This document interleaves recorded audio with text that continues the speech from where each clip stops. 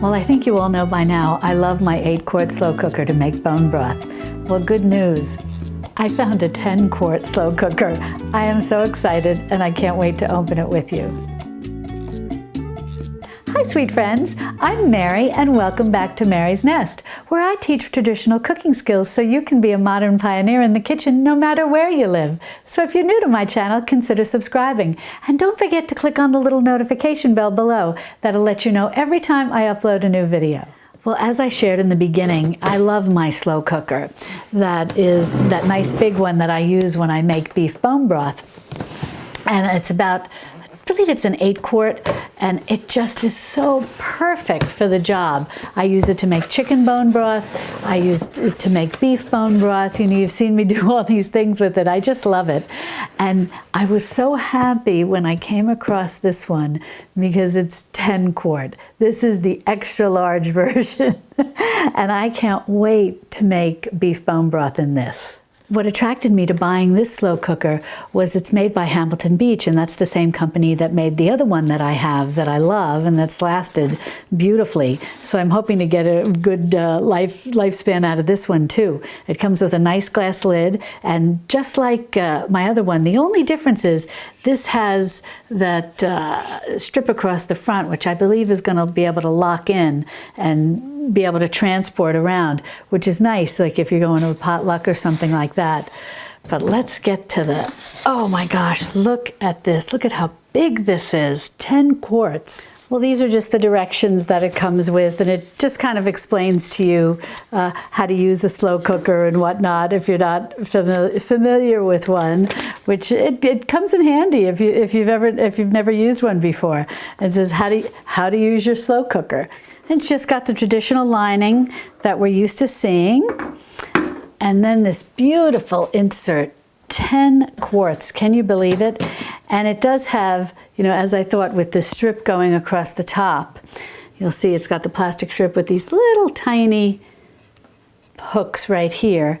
And then you can just fit it over and put these on like that, and then they'll latch down, and you do the same on this side. You just put that down, latch it down. Now you can take it with you, and you don't have to worry about it spilling. Because I have to tell you, one year we were going to my parents' house, and it was either Thanksgiving or Christmas, and we were celebrating it there. And I had something, and I don't remember now what it was, but I had something in a slow cooker, and I didn't have one that had these latches on it. It might even been the one I usually make it with bone broth now. And God bless my husband, he was having to drive so slow, but I was trying to hold it as steady as possible, and it was still sloshing around a little bit. I made a little bit of a mess in the car. But this is a really nice feature. So you can just latch that on, and boom, you're all set. What I really liked about this slow cooker, in addition to it being 10-quart, the bigger the better, you know, especially when it comes to making bone broth, I love the manual dial. I really prefer it as opposed to the electronic readouts.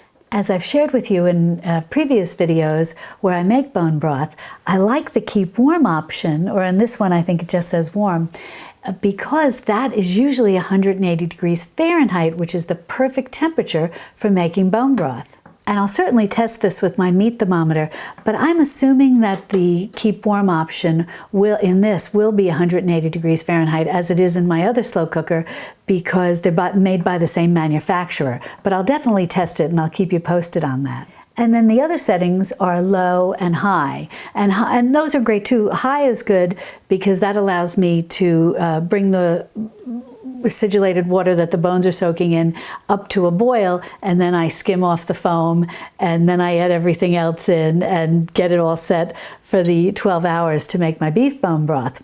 But what's nice is right after it comes up to the boil and I skim off that foam, boom, I just put it right down to the keep warm setting and then let it go at keep warm for 12 hours. And it's so nice and so easy and effortless, as opposed to worrying about having to babysit things on the stove.